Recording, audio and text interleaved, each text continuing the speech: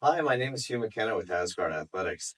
A lot of people have been asking me to break down the Bulgarian split squat. I'm going to do one of my favorite exercises that's very similar to that, but I feel like it hits the glutes a lot more and incorporates the gait cycle a little bit more into it. So it's more effective for like your athletic endeavors and things like that instead of just straight like bodybuilding. The Bulgarian split squat, when you have your rear leg elevated, like on a bench or something, it puts a lot of tension into the quad and it makes it difficult to hip hinge and sink back into your hips. It makes it difficult for your front leg to internally rotate as you go into hip flexion, which is a natural position and will give you a lot more power and a lot more eccentric load in the glute as you go down and that glute stretches. So instead of having our rear foot elevated, what we're going to do is put our front foot on a box and elevate that. So I got this exercise from Range of Strength. I saw it on his Instagram a few years ago, and I was really intrigued that he elevated the front foot rather than the back foot. And just like he said, I felt a lot more glute activation when I elevated my front foot instead of the back. So today we're going to go over how to do this one. So you can do this with a kettlebell, dumbbell, medicine ball. It doesn't really matter. A lot of people just take it and they hold it in the rack position, one hand, two hands, like a goblet, whatever. It doesn't really matter. I like to incorporate a little bit of like almost like a bicep curl as I go into hip flexion, make it a little more functional. And I like to do a complete step up with it.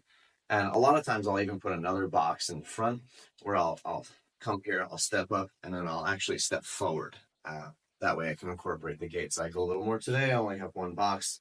It's a little tough to get the camera angle to the second box. So we're just going to use one box and just do a regular step up. It's still the gait cycle. You're doing a step forward. So how I'm going to set up is I'm going to set up right behind the box. I'm going to go right in the middle of it, right here, like my body's right in the middle. That way, when I step up, I can safely put my other foot down and not have it like hanging off the edge or anything. So how we start this is I put my foot up on the box. I make sure that my knees are pointed in the same direction as my toes. My leg in the back is a little up, like up on my toes, not flat on my heel here. And I'm shifting my weight into this front foot. I like to start this by curling this into the rack position as I go into deeper hip flexion here and eccentrically load the leg and the glute. So I'm going to curl it up to the rack position as I go into hip flexion here. So here.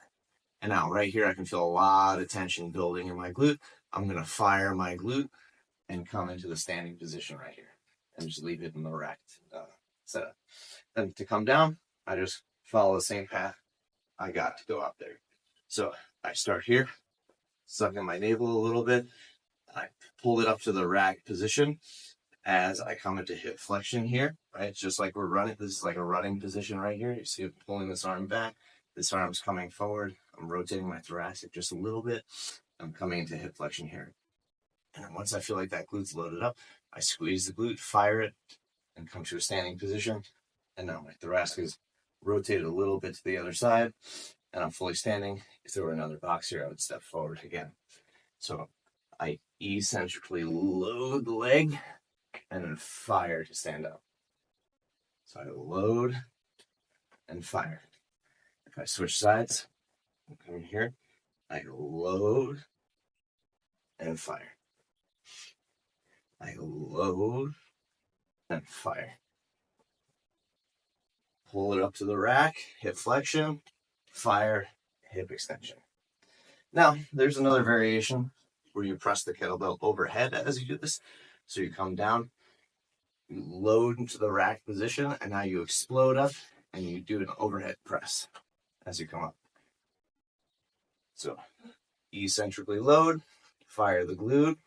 As you come up, you're going to do an overhead press right here. Then you come back down to the rack and you step down and you bring it down. From another angle, you're here. Foot is elevated in the front. You're up on the back toe here. You come into hip flexion as you pull the kettlebell into the rack position. Come down. The glute's loaded. I fire the glute and I come to a standing position here. I come back down. I eccentrically load, right here. Get that hip flexion. Fire the glute and stand up. From another angle, from here, I eccentrically load. Okay. Get the tension, fire, stand up, come back down. Eccentrically load, come back down.